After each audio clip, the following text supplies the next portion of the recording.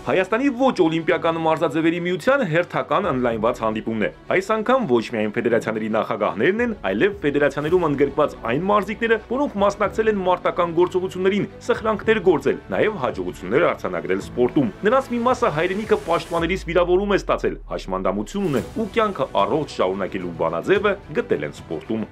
Հարգելի մարզիկներ, ուզում եմ շնորհակալություն հայտնել բոլորից հետ, քանի որ ձեր սխրագործությունների շնորհիվ, ձեր ունակությունների շնորհիվ, ձեր տարվա մարզական հաջողությունների շնորհիվ դուք կարողացել եք վառ օրինակ լինեք մեր մատաղ սերունդին։ Եվ ձեր ֆիզիկական պատրաստվածությունը մեծ դերակատարություն են ունեցել պատերազմի ժամանակ ձեր առջև դրված բոլոր հանձնարարականները պատվով կատարելու համար։ Միության պատվավոր անդամ Հովհաննես Ծառուկյանը վստահեցնում է, որ իր ընտանիքի ուշադրության կենտրոնում են հատկապես մարտական ուղի անցած ու վիրավորում ստացած մեր ազգի զավակները։ Զուգահեռ բոլոր նախագծերի նրանց համար ստեղծվում են նաև մարզվելու բոլոր պայմանները։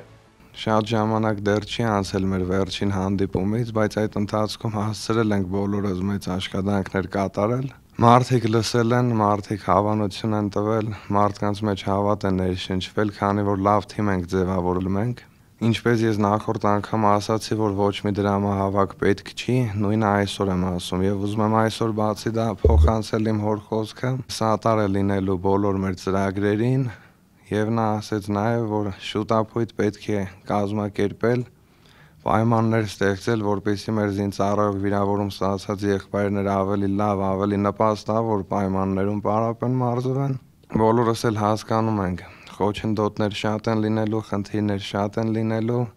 շատ բան է պետք լինելու, սկսած մեր մարզիկ եղբայրների հետ խորհրդակցելուց, քննարկումներ անցկացնելուց, վերջացրած գույքերից, կահավորումից, դահլիճների բարելավումից։ Նաև կուզենամ նշել, որ մարզիկ եղբայրները մեր իրենց խիզախ օրինակով մեծ օրինակ են ծառայել մեր մարզիկներին, որպեսզի ավելի խիզախորեն, ավելի արիաբար պարապեն, մարզվեն։ Որոշել ենք, ուրեմն անելու ենք, մինչև վերջ գնալու ենք։ Շնորհակալություն։ Աշխատանքներն ընթացքի մեջ են, բայց դեռ շատ անելիքներ կան։ Ոչ օլիմպիական մարզաձևերի միությունում ծրագրերն ակտիվ փուլում են։ Հայրենիքի եւ սահմանների անվտանգության համար դուք չեք երկնչել։ Դուք պայքարել եք մինչև վերջ եւ մեր նպատակն է ձեզ, ովքեր որ ցանկություն ունեն սպորտով զբաղվելու, մարզումներով զբաղվելու, ձեզ սատար կանգնել,